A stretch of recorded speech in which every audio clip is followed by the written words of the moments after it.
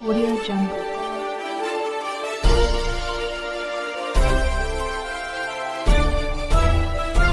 Audio Jungle.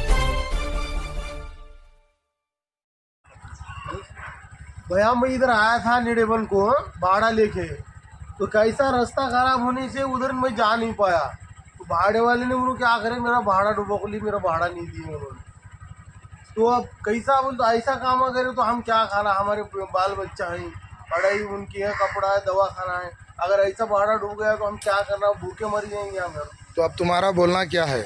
हमारा बोलना ये है कि ऐसे काम नहीं करना, काम क्वालिटी के होना, तो फुकट में नहीं कर रहा कोई भी। और कैसा पैसे ले रहे हो तो पैसे सर का काम करो ना यार। तो मेन रास्ता निडेबन जाने वाला। हाँ, ये निडेबन का मेन रास्ता है। अगर मैं नहीं 10 रिक्शे वाले यहाँ से वापस गए, एक यहाँ रिक्शा फंस गया था। तो ऐसा अगर हो रहा तो लोगों ने तो क्या करना, जो काम कर रहा है वो क्वालिटी का काम करना। पैसे ले रहे तो पैसे किसके बाप के नहीं है, सरकार का पैसा है। अगर उन्होंने पैसे ले रहे तो काम भी अच्छा करना। बस इतना बोलना है बस।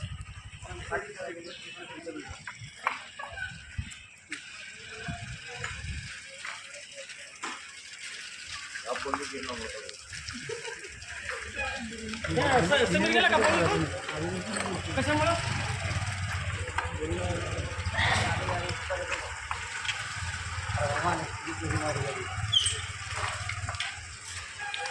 रास्ता खराब ही है, कब से खराब है रास्ता, वहाँ भी नहीं बन रहे, यहाँ भी नहीं बन रहे, खराब ही है पूरा रास्ता। पानी में जाने नहीं आ रहा, कुछ नहीं।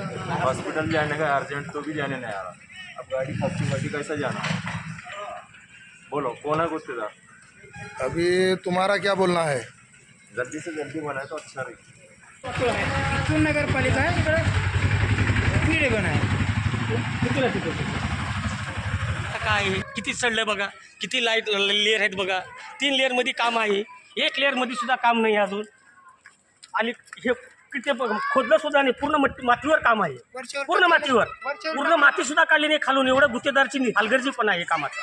पण ह्या गुत्तेदाराला कळलं पाहिजे की आपली जनता आहे, ह्या वॉर्डामधून निवडून येतात ते आणि आपल्या जनतेसाठी खेळ खेळतात ते. वरच्यावरी काम आहे सगळं, वरच्यावर. आणि आम्ही राष्ट्रपती आणू, पंतप्रधान आणू, मुख्यमंत्री आणू, काय कामाचं आहे? उदगीर आमची जनता त्रासत आहे हो का, खरलं नाही काम हो का. पूर्ण टोटल माती सुद्धा काढली नाही, खालची माती.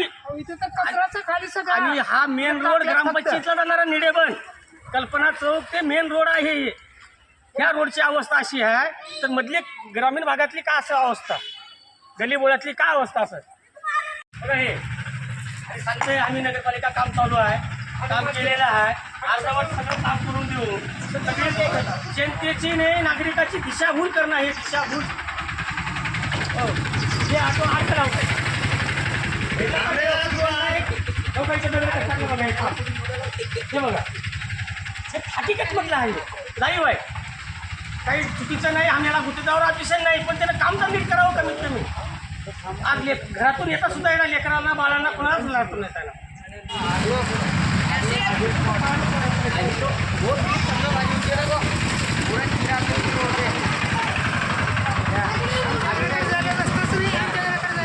घेऊन चालू लागलेले, एवढे खड्डे आहेत, एवढे चिखल आहे. हे तुमचं प्रशासन काय करायलंय? बनसोडे साहेब, शिव साहेब आणि मुख्यमंत्री साहेब, तुमचं महाराष्ट्रामध्ये सरकार एकत्रित आहे, तर तुम्ही करलं काय? माणसाला, सामान्य माणसाला जायला त्रास होलेला आहे, म्हाताऱ्याला जायला त्रास होलेला आहे, लेकराला त्रास होलेला आहे. तुम्ही करलं काय? आश्वासन असे गेलं की घरामध्ये बसून खावा, आजची पिढी बसून खावा, तुमच्या आश्वासनामध्ये काहीच फरक पडणार नाही. असं माझं एक शासनाला आणि प्रशासनाला विनंती आहे की शासन जर असेल 5 वर्ष असेल, पण प्रशासन काय करायलंय? प्रशासन कायमस्वरूपी असतं, शासन 5 वर्षासाठी असतं, अशी माझी विनंती आहे. हा काय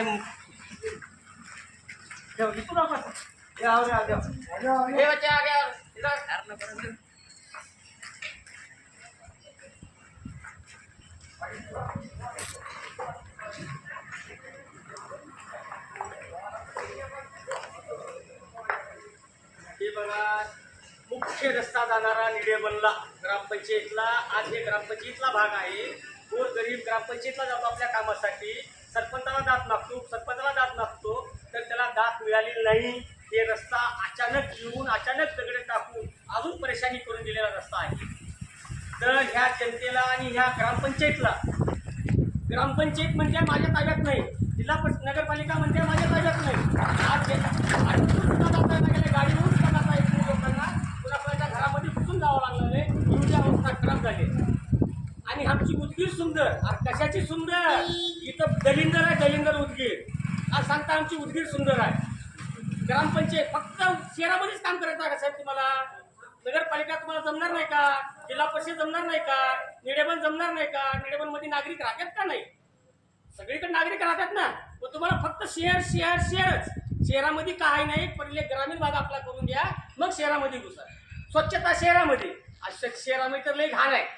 इथं अजून आम्हाला हे तकलीफ आहे, एवढी मोठी तकलीफ आहे. आणि मेन रस्ता ग्रामपंचायतला जाणारा आणि जुळणारा आहे. आणि ग्रामपंचायत निडेबनची एवढी मोठी आहे की तिचा अत्याचार होणार. अत्याचार ग्रामपंचायतमध्ये सरपंच कुणाचा की उपसरपंच कुणाचा की आणि मेंबर कुणाचे की त्यांची एक बैठक सुद्धा होत नाही. मी ग्रामपंचायत सुद्धा माझा ऑब्जेक्शन आहे. आणि हा रोड रस्ता करून सोडून निघून गेला गुत्तेदारने. आज 15 दिवस झालं. मंत्री महोदयाने सांगितलं होतं त्या दिवशी गुत्तेदाराला माझ्या समोर फोन करून हे रस्ता 1 तारखेपर्यंत कंप्लीट करतो म्हणला होता. अजून 1 तारखेपर्यंत कंप्लीट रस्ता नाही. हे बघा अवस्था गाडीवाल्याची कसा पडतं बघा. तो पडायचीच वाट बघतात का? हे पडणारच वाटतं, पडायचीच वाट बघणार. बघा हे रस्ता कसा कट करतो. तर माझी कळकळीची विनंती आहे, कुणीही गुत्तेदार असला थोडा गाडी फसली तिथं ते काम आहे बरं